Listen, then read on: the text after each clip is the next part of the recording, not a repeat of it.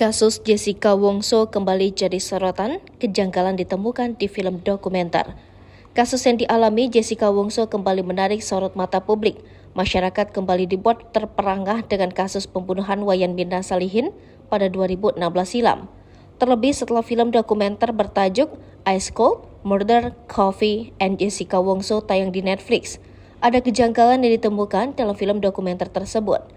Sebagai informasi, film dokumenter Ice Cold Murder, Coffee, and Jessica Wongso itu langsung mengundang perhatian seusai dirilis pada Kamis 28 September 2023. Rupanya, salah satu adegan film menampilkan sosok Jessica Wongso. Namun, kemunculan Jessica tak lebih dari 2 menit. Dalam film, Jessica terlihat diwawancarai secara online. Diketahui saat itu, pemilik nama lengkap Jessica Kumala Wongso tersebut melakukan wawancara di lapas. Kala Jessica sedang mengurai curhatan pilunya selama di penjara, tiba-tiba petugas menyela ucapannya. Aku hanya tak mengerti mengapa ini terjadi padaku. Aku hanya sedang berlibur, aku hanya menelpon teman-temanku untuk mengobrol sambil minum kopi. Dan sejak saat itu rasanya tidak bisa dipercaya. Bahkan aku, si karakter utama, tidak mengerti.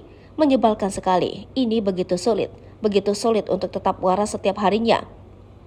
Jika kau bertanya soal trauma, ya, aku sangat trauma oleh peristiwa ini dan semua media. Juga cara mereka mencetak sesuatu di atas kertas dan itu sepenuhnya salah.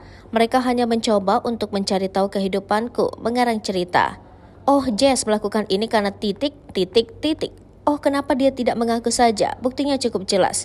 Bukti apa? Ungkap Jessica Wongso dalam bahasa Inggris beraksen Australia. Jessica yang tengah bercerita soal media dan ketidakadilan mendadak di-stop oleh petugas lapas. Di menit 32:18 itulah wawancara dengan Jessica Wongso terhenti. Mengenai hal itu, Kabag Humas dan Protokol Ditjen Pemasyarakatan Kementerian Hukum dan HAM Rika Aprianti buka suara.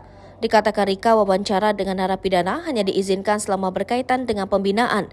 Ia juga menyinggung soal izin peliputan yang dilakukan oleh kru film dokumenter itu. Menurutnya, Direktorat Jenderal Pemasyarakatan tidak menerima surat izin terkait peliputan dan wawancara dengan Jessica Wongso.